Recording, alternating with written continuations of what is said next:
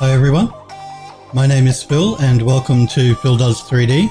I'm a multimedia and 3D artist and I stream on Twitch weekdays from 5 PM Pacific time in the US, 12 PM in Australia and 1 AM in the UK. I hope you're all well and thanks for tuning in and watching. Good evening Sniper Echo, good to see you. Let's pick up on, let's just do just a quick revision of what we've been doing and what we're going to be doing. We finished rendering out the raw renders from our garden terrace environment. Now these are the uncolor corrected ones, no Photoshop depth of field or anything has been done yet. We just rendered out 5 cameras. We're going to be jumping now into Photoshop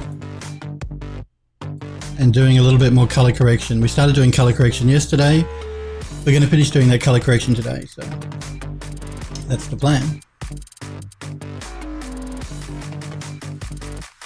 Let's see here. The main camera was the last one we were working on yesterday, so let's jump back into that one. Alrighty. So we have our depth of field on our image here. We haven't done any overall color correction. We're still color correcting just different bits and pieces of the model at the moment. Yesterday we were working on that palm tree. What do we want to work on now? We did the leaves. Let's look at the moss here a little bit. So again, I'm going to make sure that I'm in my channel here. I'm going to look for that moss.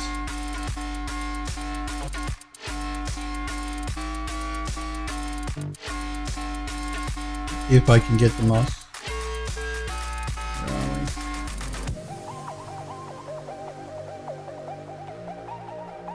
Now again, that moss is part of an ecosystem, so View may not have put rendered out an object mask for it. We'll have a look though.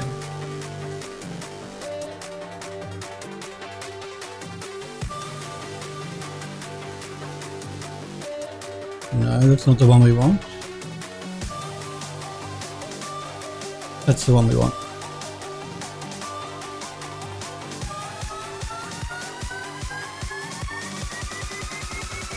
Again, always remember to go back to your RGB channel before you copy that layer.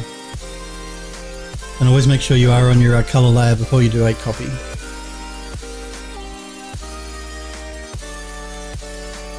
So Control C and then paste in place. And again, we're going to throw an adjustment in the stack so that we can easily turn it on and off or remove it if we wanted to. Let's do a brightness contrast. You know how much I like using that one.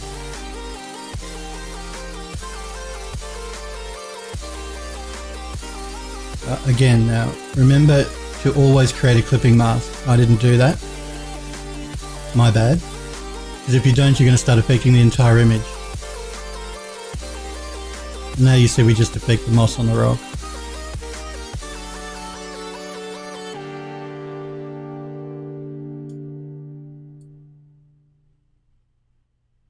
I just think I'm going to pull the moss down a little bit. I want it to be a darker, deeper green. So let's just turn our adjustment layer on and off and get an idea of what we did. So that's off and that's on. And it's subtle. I know you probably may not see it too much on stream. That's the original and that's the color corrected there. So just darkened up the rock and the moss slightly. Just give it a bit more prominence in the front of the scene here. Let's have another look at the garden path, not the path itself, but the grass growing along the side. Remember when we created that, we created 2 terrains. We have our main terrain here on the side, and we created another terrain which runs beside the path, underneath of this terrain. So we're going to have a look at that one. I think it's this one here. Yep. Let's make a selection again, make sure we go back to our RGB. And make sure we're back on our color layer. And you know the drill, Control C and then paste in place. Again, we're going to throw down a brightness and contrast and make sure we turn on a clipping mask.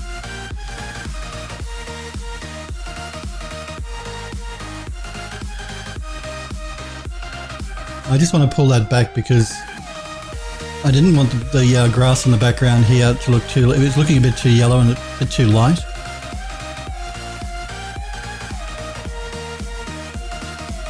Be careful with the contrast though, you don't want to pull that down too much.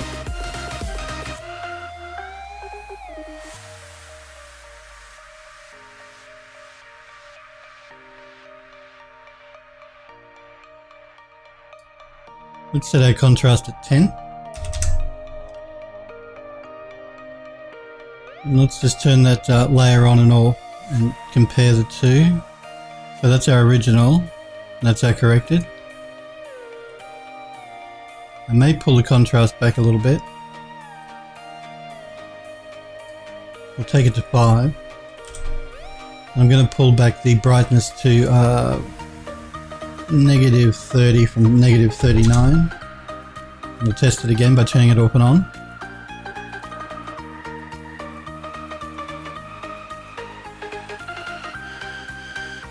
I think the brightness is still too high. I'm going to pull it back again.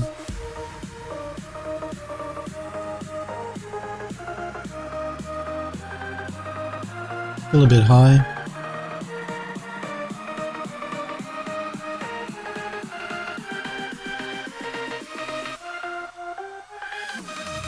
Now again, I know guys it's really subtle and hard for you to see on stream, but you're basically looking at the grass along the path here. This side is probably the easiest to see, but you'll see some along here as well when I turn it off and on. So turning it off and turning it back on, just darkening that grass up just a little bit.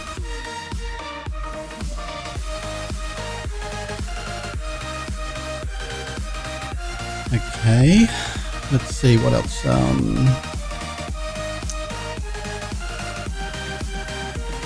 There is another rose bush here. Let's see if we can do something with that. It's hard to see, but it's right there in the corner.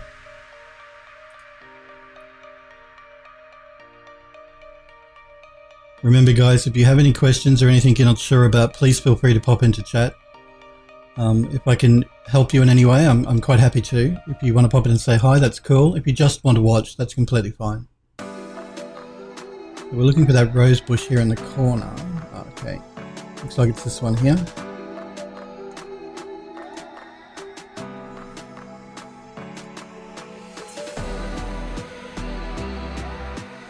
Again, make sure we can jump back down to our color layer.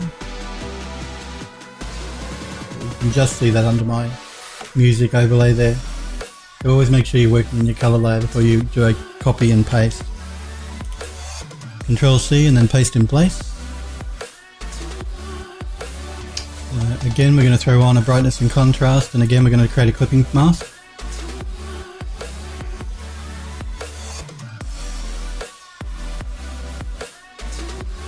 I'm going to pull up on the contrast and pull up a bit on the brightness.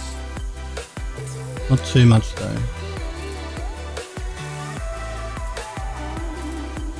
You see how it just lifts that rose bush a little bit more? We'll pull back a bit and have a look at it. Just simulates throwing a bit more light on that rose bush, which it would be getting because the sun is coming from that direction. And you can see the bush in the background is quite light, so we want to match that up as best we can. Again, this rose bush though is one object, so it's masked as one object. If you wanted to be able to control the individual yellow flowers, instead of exporting it in view from multipass as an object mask, you'd tick a material mask as well, and that would give you access to the alpha just for the flowers if you wanted. That goes for all the objects in the scene, including the terrace. We didn't do that because I don't really want to get into that much correction on the image, but that's an option if you really want to start fine-tuning individual parts of your plants or your objects.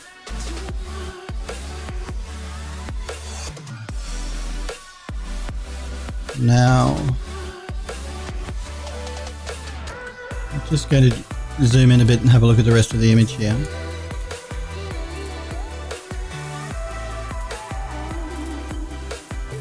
Jump into our channels. Let me see what I've got to work with here. Pebbles.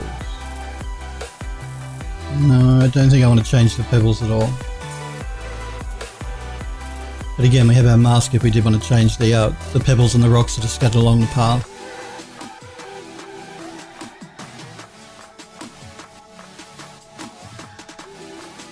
What else do we have?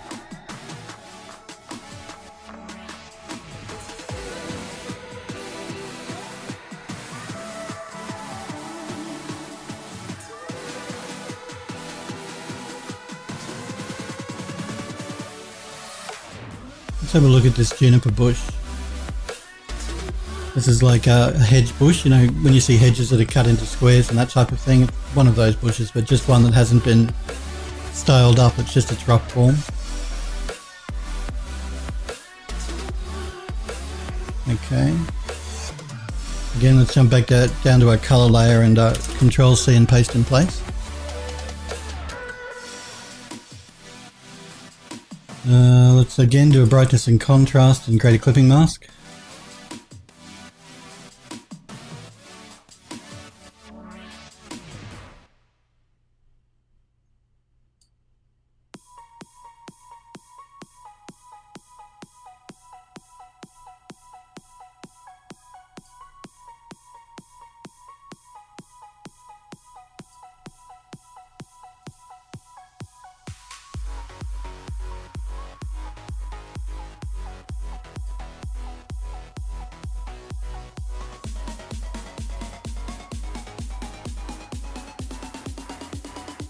And again, it's hard to see, but I'll pull in a bit here. It's just this bush here in the corner. That's with it turned on, and with it turned off, I'm just pulling it up just a little bit to simulate the sunlight a little, hitting it a little stronger on the top of the bush there. So off and on. What else do we have here? The easiest way sometimes for you, because it can be quite hard to spot individual plants in your color render, the easiest way to spot anything you think might need color correction is to actually look through the in the channels through the alphas for the object masks. That'll show you a lot more clearly what you've got in your scene.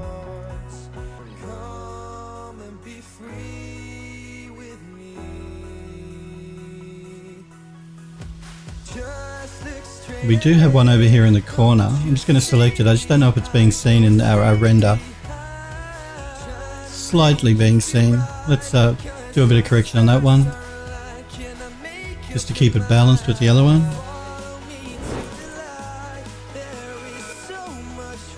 So again, do a paste in place. Again, we're going to go with our brightness and contrast. By all means, don't think you're limited just to using brightness and contrast. As I've said to you guys, I do use levels as well. You can use hue and saturation and color balance. I generally will sometimes use those two, depending on what the object is and what look I'm going for.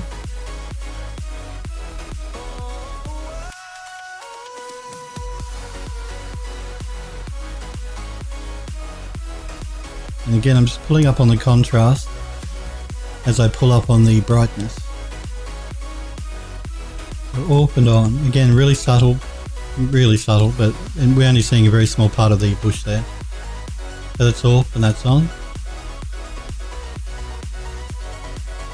So I may pull back a little bit on the brightness, I think. Yeah. Again, let's come back into our channels and keep looking through them to see what we've got left that we can do. Small shrub. Okay, let's do that one.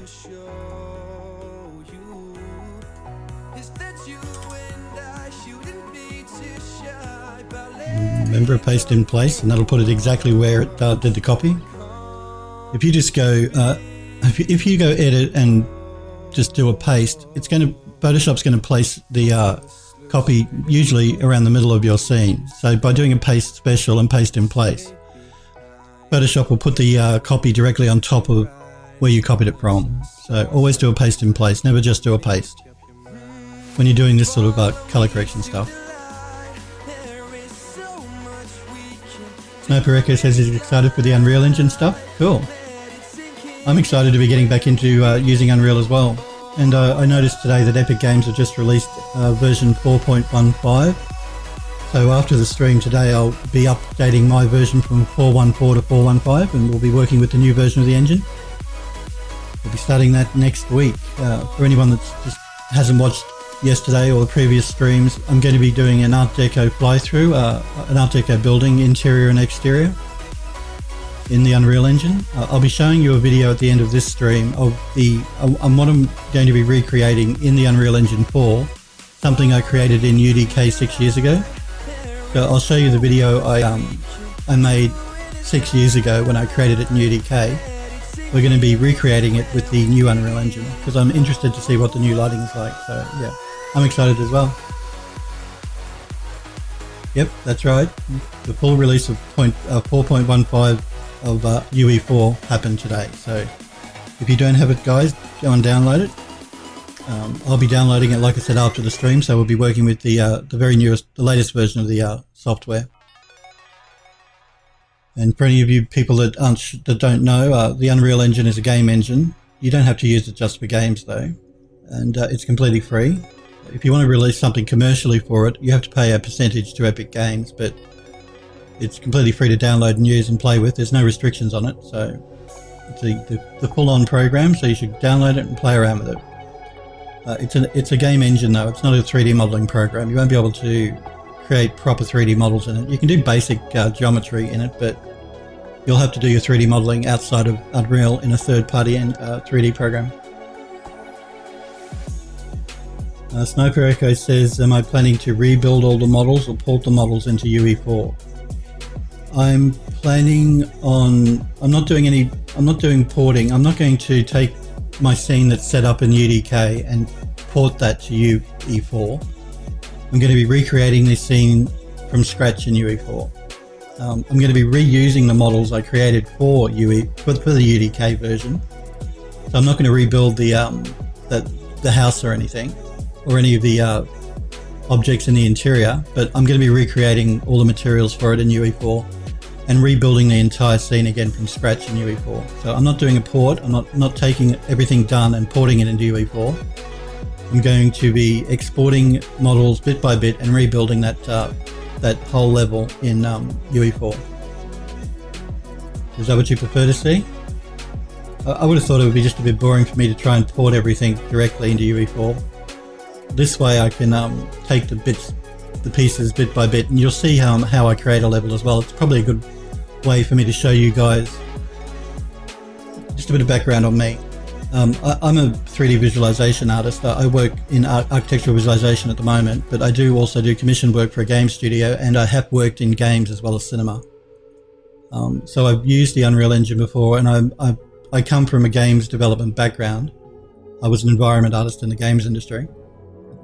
So I'd like to show you guys the proper way to set up a scene like that in the Unreal Engine, because it's different than taking a model like this garden terrace and exporting it to bring it into view. You don't have so many constraints, but if you're taking a model into the Unreal Engine, there are a few things you should be doing to make sure that you're optimizing your memory and you're optimizing your poly counts and that type of thing. So I think it's better that I recreate that Art Deco building interior and exterior from scratch instead of bringing it in pre-made sort of thing. I think you guys watching would get more out of that, because you'll see the process I go through I'll be working in 3D Studio Max to touch up any of the models that may require it. I'm not going to be rebuilding the model pieces themselves, I don't think. We'll have a look at it next week when I start jumping into creating that deco building again. But my plan of attack at this stage is to work with the assets that I created for that building, bring them in one by one into the Unreal Engine and recreate the materials for them, and then rebuild that building interior and exterior completely. Again, because you guys would get more out of it. You'd see what I consider best practice to do that. Having worked in the industry and knowing that there are certain ways and things you should be doing when you're building up a level. Again, so that you can optimize your memory usage and your polygon count. It's less important now than it was 5 or 6 years ago, because graphics cards have a lot more memory. And Unreal has texture streaming, and I noticed with the new version of Unreal that was released today, texture streaming, they made an improvement to that, so which is good to hear. That means that you'll be able to use higher resolution textures and not worry so much about running out of memory on your graphics card if you're creating a game. by streaming the texture in. Sniper Echo says, yeah, it makes sense to do it that way, especially to see what the new features in UE 4.5 has. Yeah, I agree. We can rebuild the level, rebuild the building and interior and exterior, and we can check out what they've added to the engine since I last used it. Now, I did use the engine a while ago, so I'm not completely new to UE4, but I've been using the Unreal Engine all the way back to the original Unreal game. You remember Unreal the game, and they released the engine for that game? I started using Unreal back then, so we're talking, over 10 years. So I'm familiar with the engine. I'm not completely up on all the new stuff they've added to 4.15, but we can look at all of that next week when we start jumping into using the engine. Probably what I'll end up doing is we'll be jumping between our 3D program and the Unreal Engine quite a bit, because I'll be creating my models in Max, exporting them. I'll have Unreal open as well in the background, and we'll be importing them, and we'll be jumping backwards and forwards that way. That's usually the way I like to work, and you'll find a lot of game studios, that's the way a lot of designers work. They'll have their game engine open and their 3D program open, and usually Photoshop will be open as well to do any color correction or texture work. And they'll jump between those three constantly, and that's the way I'm going to be working as well, probably. So yeah, good stuff. We'll look forward to that next week, and like I said, I'm looking forward to actually jumping into Unreal. It's been a little while since I've used it, and I'm keen to see what they've added to 4.15, so I'm excited too. And like I said, I know a lot of you guys are into games, and Twitch is a games channel, so doing some stuff relating to Unreal should be good for you guys. It's nice to vary things up though, like we've been doing this Garden Terrace in Eon View, and it's a completely different type of program to Unreal. So switching it up a bit is always good for you and good for me, keeps us all interested and entertained. Do remember though guys, if you have anything in particular you'd like to see me doing or working on, feel free to pop into chat or whisper me, or you can email me, phil@phildoes3d. Any of those ways is good, and I'm happy to, like I said, I'm on Twitch for you guys. I'm here to help you guys as much as I can and to show you my workflow, and by all means, the way I show you my workflow and the way I do things, I'm not saying is the best way, I'm not saying is the only way, it's my way, and it's a way that's worked well for me over the last 10 or so years since I've been in the 3D industry, so take from that what you will. But I'm glad you're here, I'm glad you're watching. And hopefully I can show you something that you didn't know or educate you in some way. That would be good. Or even just encourage you to get into doing 3D yourselves, which is what I'm trying to do. I want you guys to try it yourselves. I want you to do it. It's fun. It's a fun thing to do. It really is. It can become less fun when you do it for a living, but that's only because of the pressures of timelines and things, but it's still fun, even then. So where are we here? So we have that bush over in the corner.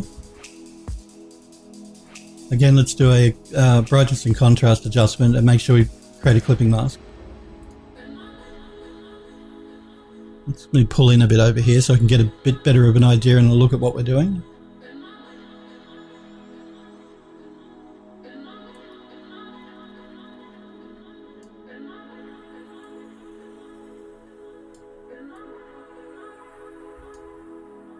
Again, you want to be really subtle with these adjustments. Don't go nuts. Otherwise, you'll end up ruining your image.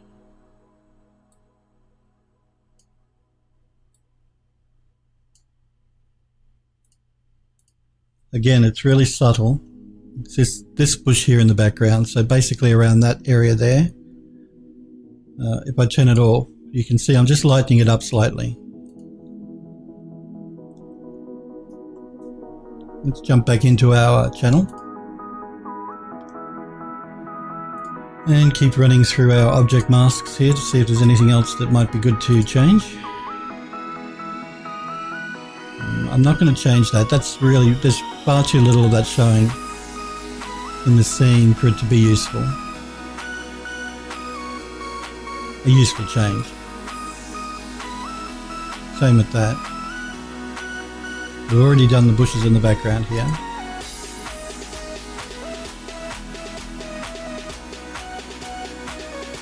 Now this bush on the right, is this there? Let's do that one actually.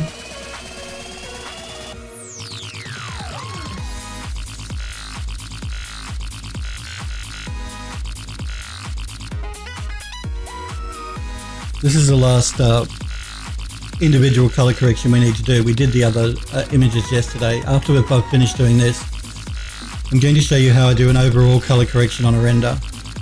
But we'll just finish off doing some color correction on the individual pieces in this last image before we start doing an overall color correction on all of the 5 camera images. So Control C and edit and paste in place.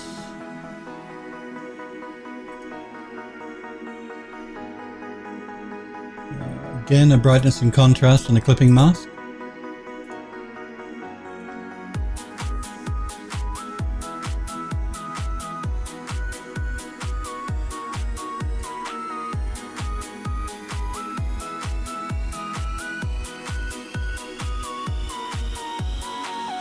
Again, a really subtle difference. It's just the edge of that bush that we can see in the render.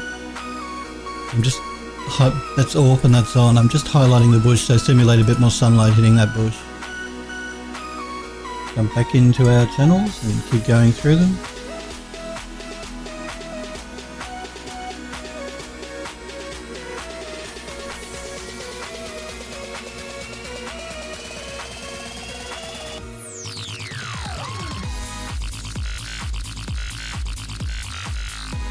We did the tree yesterday. We didn't do this tree. Let's have a look at that.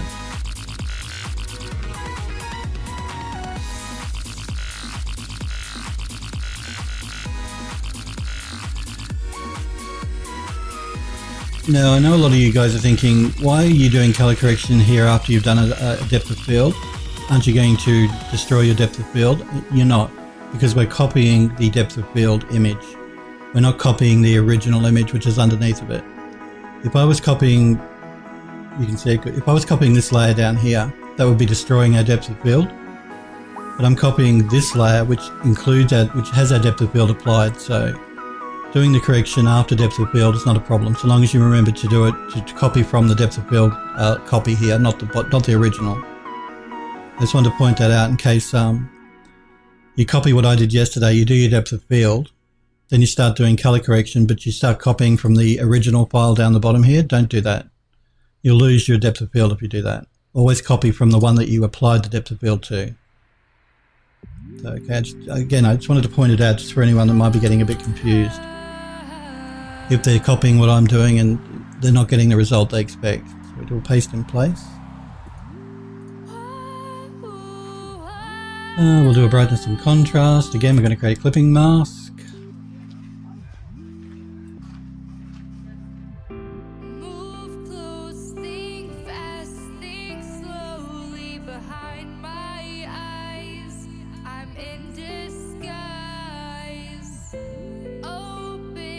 I just want to pull up the shadow area a little bit more. The shadow on that tree, I wanted to pull it up a little more. Yeah, it probably would make sense, and I'm sure a lot of you guys have realised that, but I do know that it can be easy sometimes to forget and jump back down to your original layer. I just wanted to point out, don't copy from your original layer after you've done depth of field. Always copy from the one that you created the depth of field on. Just to point it out again for people.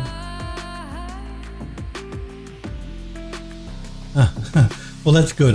Sniper Echo says yesterday and today is like a how-to for Photoshop alone.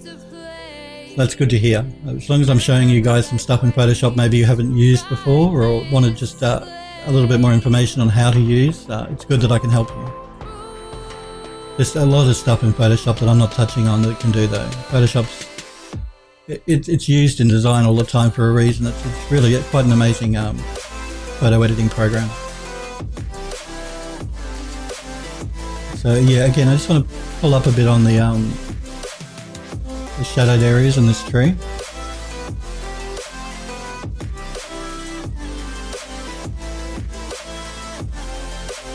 Not too much though, you don't want to destroy the shadows.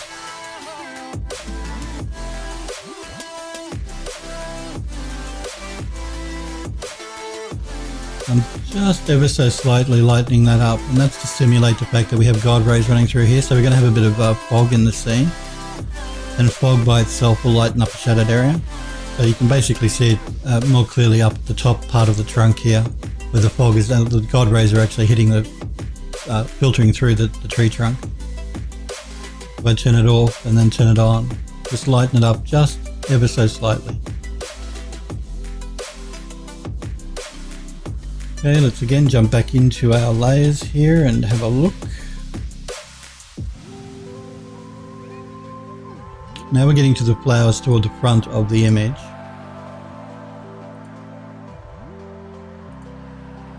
That's the grass in the very front. I don't think I want to change anything there. I'm just going to jump back to my RGB and have a look.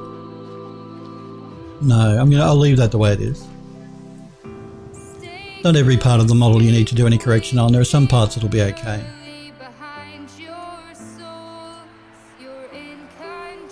These are the other grass areas. Again, I'm going to jump back to my RGB and just check. Let's have a look at that. I'm probably not going to change it, but we'll make a selection and check it out.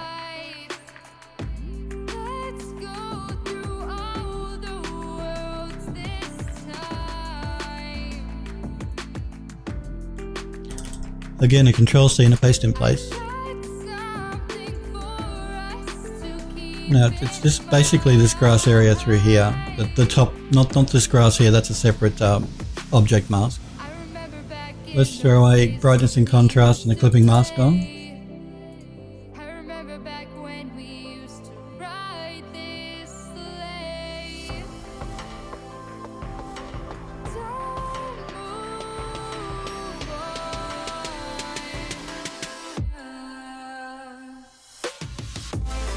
I may pull it up just a little bit. Let me just turn it off and on and check that.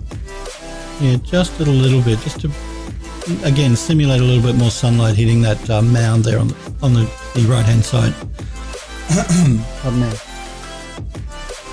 So that's with it off and with it on. Again, we're just lifting that grassy spot there on the grass where the God ray is hitting it, the sunlight is hitting it, just to simulate the sun a bit stronger. Just to lift it up a bit. And it'll help in the overall composition too, because it's near the center of the image, so it'll help draw your eye into the picture just by lifting it up slightly.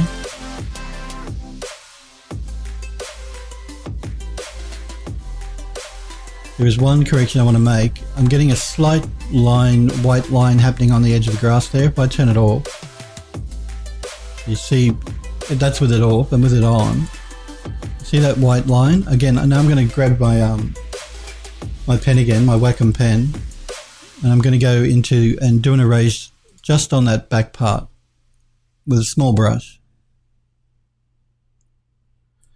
Make sure you're actually in the copied layer, not the adjustment layer here. So jump back down there.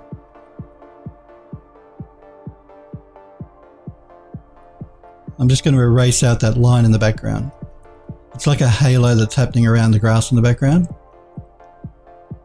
I'm using the Wacom pen, but you can do this with the mouse as long as you're careful.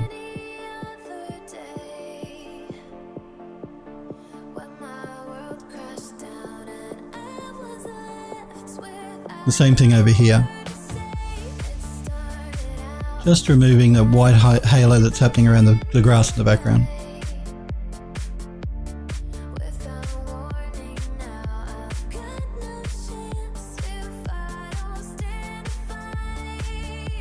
So we'll turn it off and turn it on. You see me do this quite a bit, and I do this to check that I've caught everything I wanted to remove. There's a few spots just over here I also want to erase.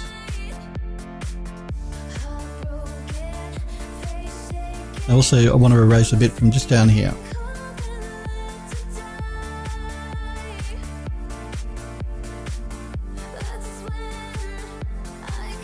And just over here.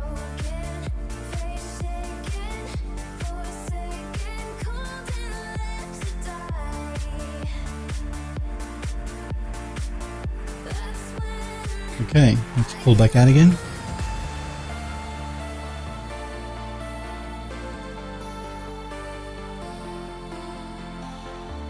That should be good. Jump back into our channels. I think we're nearly at the bottom here. Now they're the leaves. I don't think I want to do anything to the leaves. Let me have a look. No, I'm not going to make any changes to the leaves. They're okay.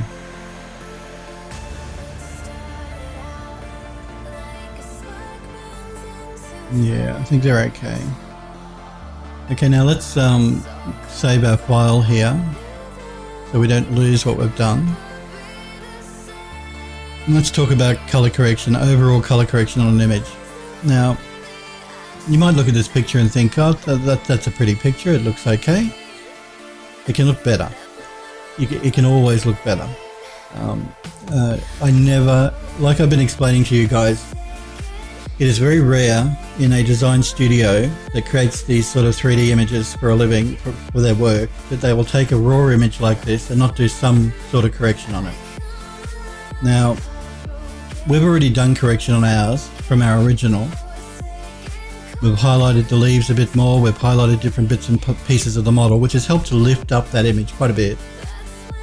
So that's the first part of doing color correction on your image, on your render. We're going to take it a step further, which again is what a lot of studios will do, because they want to create an image for their client that looks as good as they could possibly get it. And they're not going to get that from using the raw render that you get straight from, whether it's from View, from 3D Studio Max, from Maya, from Blender, anything. The raw render is very rarely used on its own. It's always corrected in some way, shape or form, usually in Photoshop. And the whole point of this last stream, which is we're going to be finishing this Garden Terrace today, because next week when I come back on Monday, we're going to be jumping into doing that Unreal Engine 4 stuff. So the very end of the last stage of this is going to be doing this color correction. We've already partially done color correction on our images. Let's open them all up, because we're going to have them open anyway to do the final color correction. So let's go to close-up camera.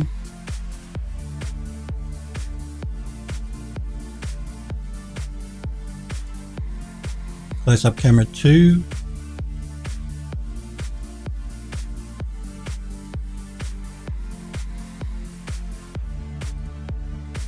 Close-up camera 3. And close-up camera 4.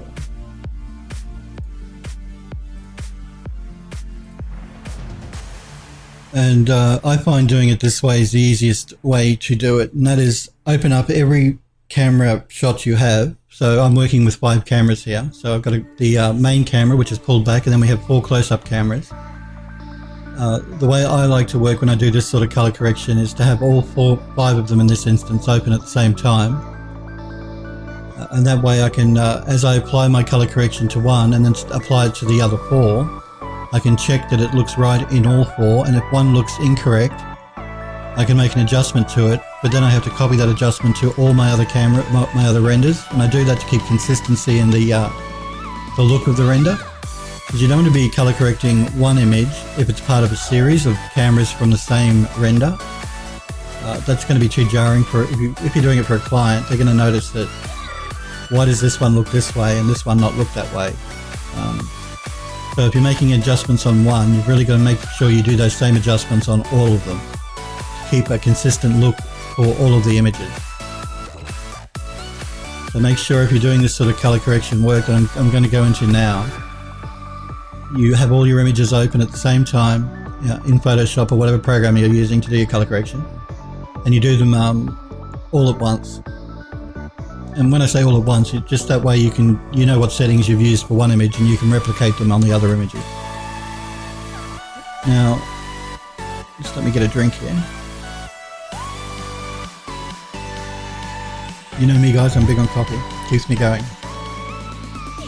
Now there are a few different ways you can do color correction.